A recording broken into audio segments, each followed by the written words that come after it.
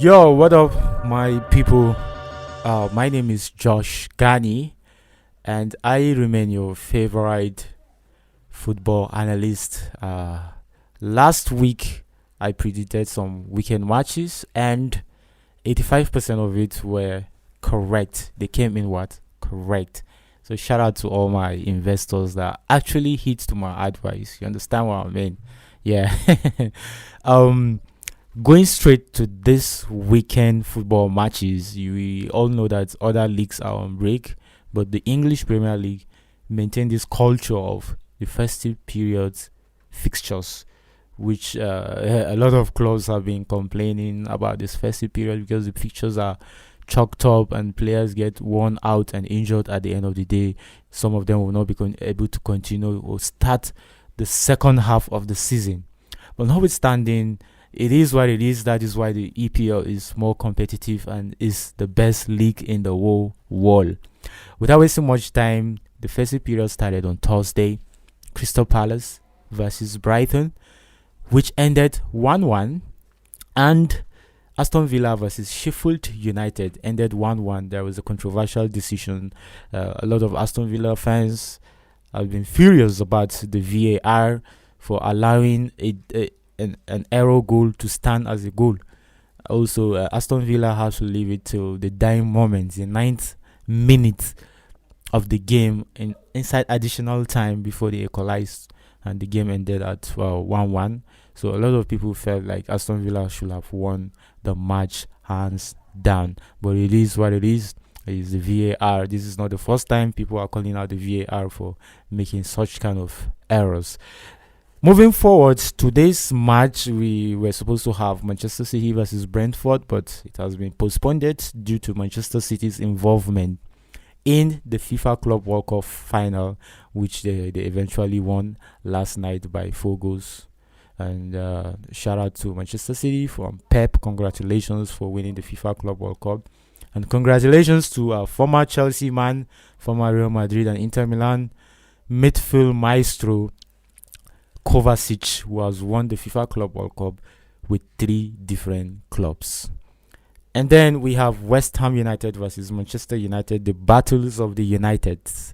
Let's see who is going to win this. Manchester United will be visiting West Ham at their stadium at exactly 1:30 p.m. And I think West Ham have been having a lot of not too consistent result recently, and Manchester United are kind of wounded lions right now, so I feel it's going to be a tight one, but I'm picking Manchester United to win. But although it's very difficult to win at West Ham, especially early kickoff, so it depends on how the team setup comes out and the players are available, and the game they give out will come out to play. Exactly, it will determine the game, but I feel Manchester United will get a win or draw in this. So in this case, is a win or draw to Manchester United.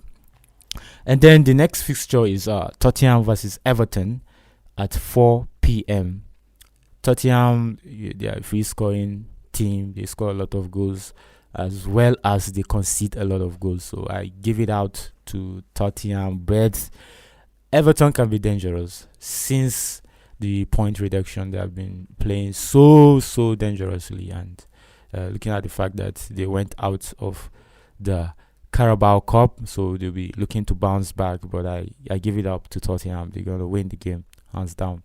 And then next is Nottingham Forest versus Bournemouth. Nottingham Forest have a new manager, the former Wolves and Tottenham boss is now their new manager. So I feel it's going to be a tough one for Bournemouth, although Bournemouth have been in fine form for their last 5 matches, but I think the win is a win or draw for Bournemouth. But I expect Nottingham Forest to come up with a fight, owing to the fact that they have a new manager in their disposal. And then the next fixture is between Fulham and Burnley. We all know that Fulham are in full form. They made it to the semi-finals of the Carabao Cup, and they'll be facing Liverpool in the semi-finals. So I give it up to Fulham. They will win hands down. In terms of form, goal scoring, they have scored more goals than any other team in the last 1 month.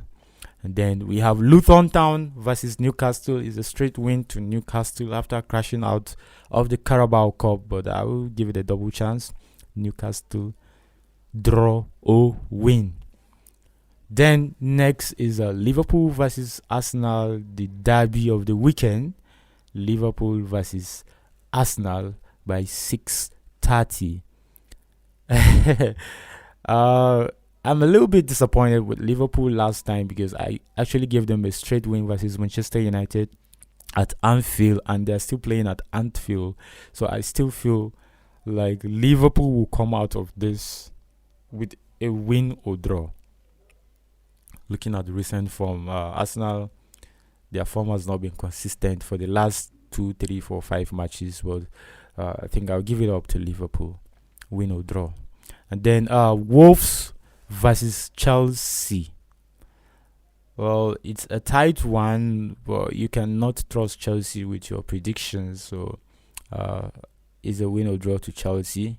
Looking at the fact that they have been finding their feet recently, the performance have been improving, but they are not a little bit consistent, you understand. But I give it up to Chelsea though.